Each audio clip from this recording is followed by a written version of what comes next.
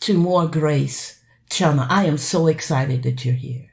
You know, this channel is designed to empower, to equip, and to encourage believers everywhere to go deeper and go wider and go higher in fulfilling the plan of God for their lives. Today, we're going to dive into a powerful and a timely topic: scattering fear and empowering faith instead.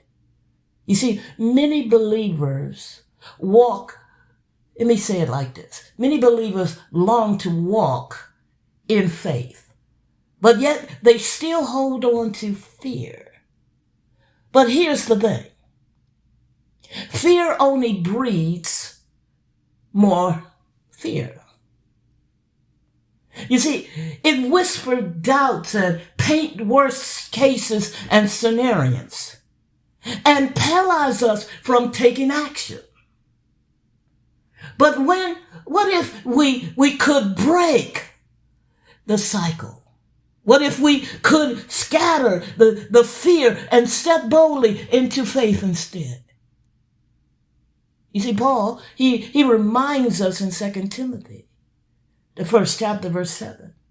For the Spirit of God does not make us timid, but gives us power, love, and self-discipline. Fear is not our friend. And let me say it again. Fear is not your friend.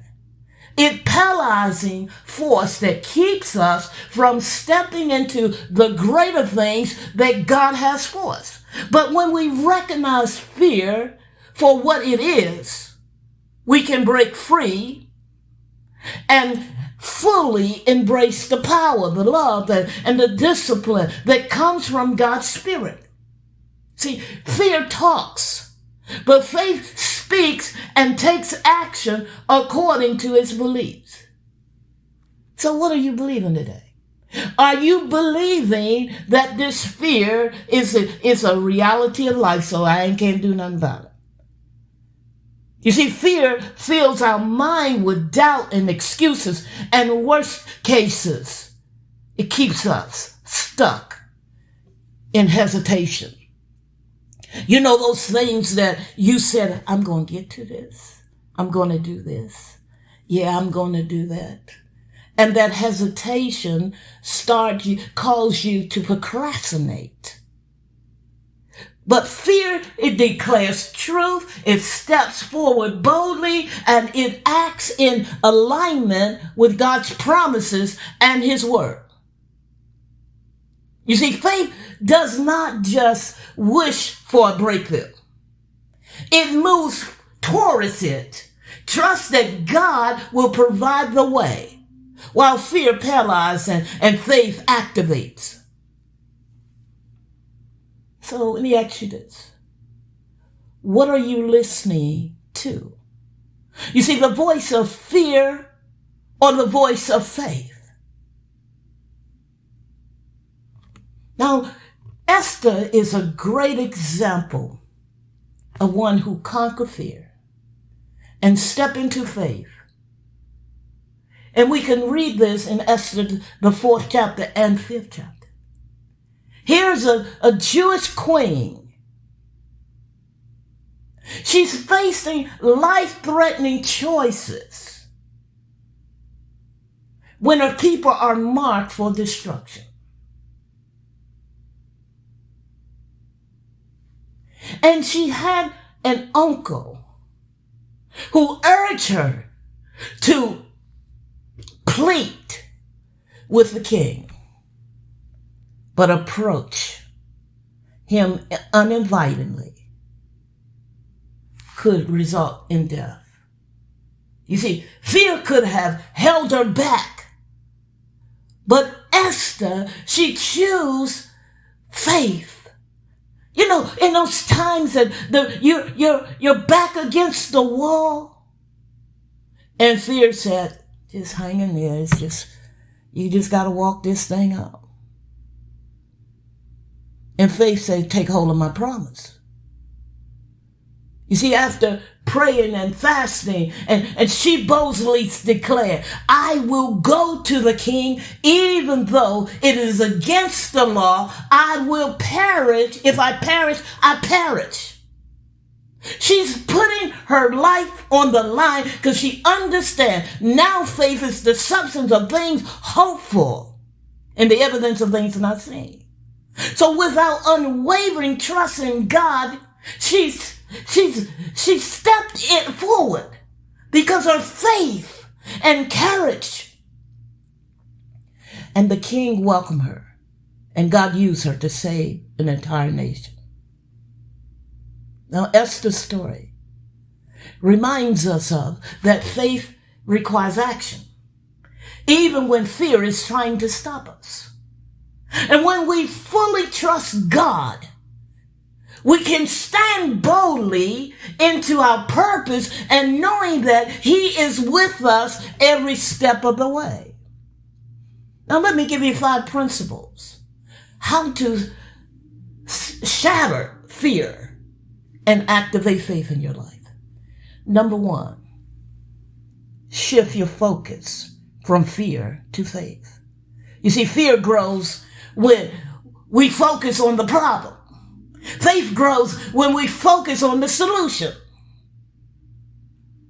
Shift your perspective by trusting that God has a plan for you.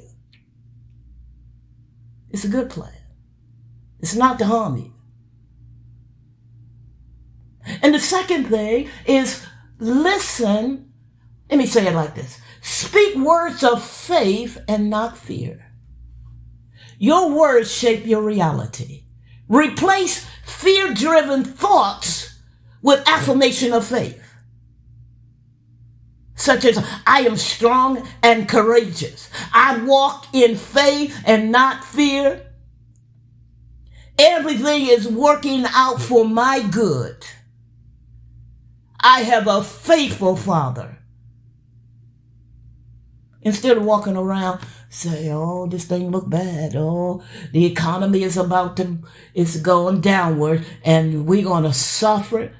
Shame the devil and bind those words and speak the abundance of God and the faith of God, and remind yourself that there will be light in Goshen. The third thing, take bold actions in spite of fear. You see, fear loses power when you move forward anyway. You see, even small acts of courageous moves build momentum and strengthen your faith. Do it afraid, because fear is activated through action. And the fourth one is feed your faith. Starve your fear. What you consume affects your mindset. Occupy yourself in faith-building contents, scriptures, uplifting books, inspiring messages. Surround yourself with people who will encourage you and uplift you and cause you to take a leap forward, because greater is He that is in you than he that is in the world. So you're not going to trip and flip over the obstacles. And the fifth one, trust that you are guided and protected. You see, fear often comes from the unknown. Faith is knowing that even when you don't have all the answers, you are still being led in the right direction. Surrender control and trust the process. You see, faith empowers us to make bold steps and to trust God's plan and see opportunities instead of obstacles. So it shifts our mindset from fearfully hesitating to purposely and walking in intentional action. Imagine waking up filled with faith, facing life challenges with confidence and strength. It's time to silence fear and replace it with words of faith, hope, and victory. Every great achievement begins with a leap of faith. So let's take the leap together. Let's rise up. Let's break those chains of fear and empower ourselves and others with faith that moves mountains. Embrace your journey. Trust the process. Watch as your life transforms in ways that you never could imagine. I want to thank you for watching this video. Don't forget to like, share, and subscribe for more faith-building content.